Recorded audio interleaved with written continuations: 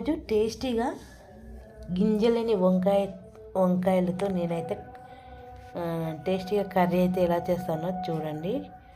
First అయితే ఇలా గింజలేని వంకాయలు అయితే నీట్గా తీసుకొని అసలు కోస్తూ ఉంటే ఈ కూర ఎంత టేస్ట్ అవుతుందో అన్నట్టు ఉండాలి వంకాయలు అయితే. అందులోనూ తెల్ల వంకాయలు. ఇలా వంకాయలు, ఆలుగడ్డ, కొంచెం కొత్తిమీర, కొంచెం పుదీనా మొత్తము ఉప్పు నీళ్ళలో అయితే కోసుకున్న తర్వాత వీటిని ఒక బాండి పెట్టి బాండిలో కూరగాయలకు వేగేంత సరిపోయేంత నూనె పోసిన తర్వాత ఒక ఉల్లిగడ్డ వేసిన ఉల్లిగడ్డ వేసిన తర్వాత నూనెలో ఉల్లిపాయ బాగా వేగిన తర్వాత కొంచెం అల్లం వెల్లుల్లి పేస్టు, పసుపు వేసి కొద్దిగా వేగిన అల్లం వెల్లుల్లి పసుపు వేగిన తర్వాత ఇక ఉప్పు నీటిలో వేసిన వంకాయ పచ్చళ్ళు, ఆలుగడ్డ పచ్చళ్ళు అయితే ఇక బాండీలో అయితే వేసిన తర్వాత వెంబడే కొంచెం ఉప్పు వేసి ఇక వీటిని అయితే బాగా కలుపుతూ ఉండాలంటే బాగా గట్టిగా ముక్కలు అయ్యేటట్టు కాదు, చితుకు అయిపోతాయి అలా కలిపితే.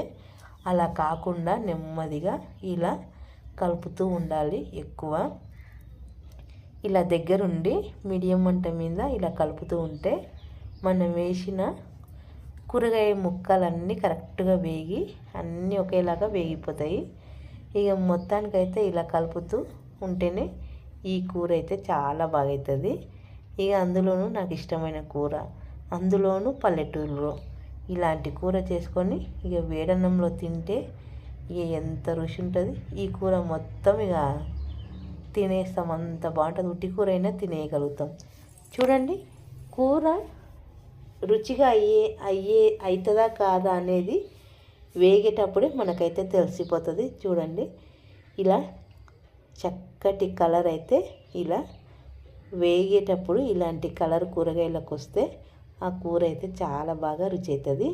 ఇక తర్వాత ఇక వేగిన కూరగాయల్లో కరెక్ట్గా ఉప్పు, కారము, మనం వేసే టమాటాలు వాటిని మాత్రం కరెక్ట్గా వేస్తేనే ఇంతటి చక్కటి వేగిన కూరగాయలకు టేస్ట్ వస్తుంది.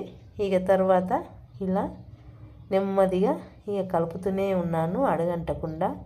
ఇక ఎక్కడ అడుగంటకుండా ఉంటే ఇంకా రుచిగా బాగుంటుంది కూర. టేస్ట్ ఎంత రుచిగా ఉంటుందంటే అసలు అయిపోయేంత వరకు ఈ కూర తింటూనే ఉండొచ్చు, అంత బాగుంటుంది. ఇక ఒక్క పూట తినేటోళ్ళు 2-3 పూటలు తినేలా ఉంటుంది ఈ కూర మాత్రం. నేనైతే అలానే తింటాను. ఇక మొత్తం మీద అయితే దీంట్లో అయితే ఉప్పు, కారం మరి టేస్ట్కి తగ్గట్టు